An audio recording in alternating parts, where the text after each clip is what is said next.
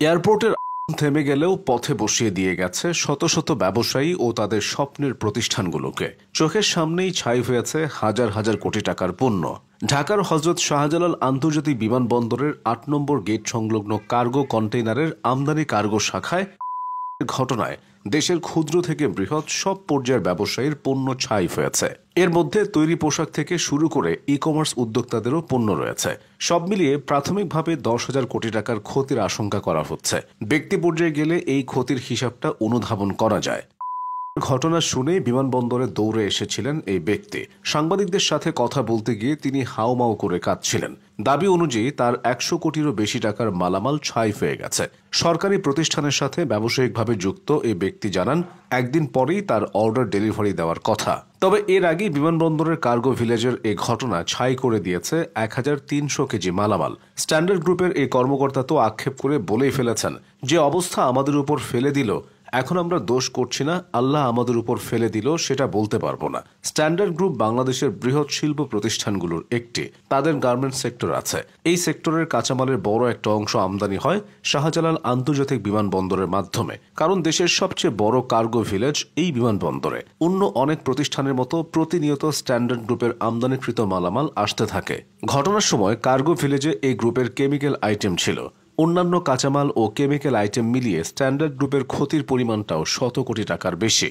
এদিকে একই ঘটনায় ৭ কোটি টাকার মালামাল পুড়ে গেছে বলে জানিয়েছেন সেগুনবাগিচার ব্যবসায়ী লিমন হোসেন। ২০২৫ সালের ১৮ অক্টোবর বিকেলে সেগুনবাগিচা থেকে মেট্রো রেলে বিমানবন্দরে যাওয়ার সময় তিনি এ দাবি করেন। লিমন হোসেন বলেন, গত বুধবার চীন থেকে জুতা, ব্যাগ, গার্মেন্টস পণ্য আমদানি করা হয়। ১৯ তারিখ ব্যাংকের কাজ শেষ করে মালামাল বের করার কথা ছিল, কিন্তু তার আগে আজ আগুনে সব পুড়ে গেছে। তিনি আরো বলেন, তার কাছ থেকে দেশের বিভিন্ন জেলার ডিলাররা মালামাল পাইকারি কিনতেন। তার মতো ব্যবসায়ীদের বড় ক্ষতি হয়ে গেল। এই ক্ষতি কমাতে তিনি সরকারের সহযোগিতাও চেয়েছেন। মর্মান্তিক এই ঘটনায় নিদারুণ ক্ষতির শিকার হতে হয়েছে দেশের অনেক অনলাইন ব্যবসায়ীকে। তাদের একজন Khan Sadat Rakib. Rakib online platform China online বিডির কর্ণধার। শাহজালাল আন্তর্জাতিক বিমানবন্দরের কার্গো ভিলেজে তার ১১ কোটি টাকার মালামাল ছিল, যার সবই কয়লা হয়ে গেছে। ভারাক্রান্ত হৃদয়ে তিনি ফেসবুকে দেওয়া এক পোস্টে লিখেছেন, শূন্য হাতে শুরু করেছিলাম, আবার শূন্য হয়ে গেলাম। এই ছোট ছোট অনেক আমদানিকারকও নিঃস্ব হয়ে গেছে। তাদের মধ্যে একজন হলেন ফ্লোরা বিডির স্বত্বাধিকারী ফারদিনা রহমান। ফারদিনা মূলত কাজ করেন মেয়েদের প্রসাধনী পণ্য নিয়ে। অনলাইনে তার প্রতিষ্ঠানটির মাধ্যমে অনেকের কাছে সেসব পৌঁছে যায়। শাহজালাল বিমানবন্দরের কার্গো ভিলেজের অগ্নিকাণ্ডে তার লাখ টাকার মালামাল ছাই হয়েছে। তিনি ফেসবুকে লিখেছেন, আমার অনেক বড় একটা শিপমেন্ট এখানেই ছিল। অনেক প্রোডাক্ট রিস্টক হওয়ার কথা ছিল। যাদের কাছ থেকে আমরা আনি তারা বলছে সবই পুড়ে গেছে।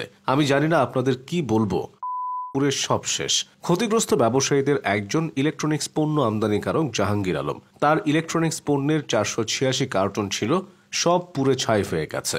জাহাঙ্গীর আলম জানিয়েছেন, তিনি এই পণ্য চালানের বিপরীতে ২০ লাখ টাকা শুল্ক করও পরিশোধ করেছেন।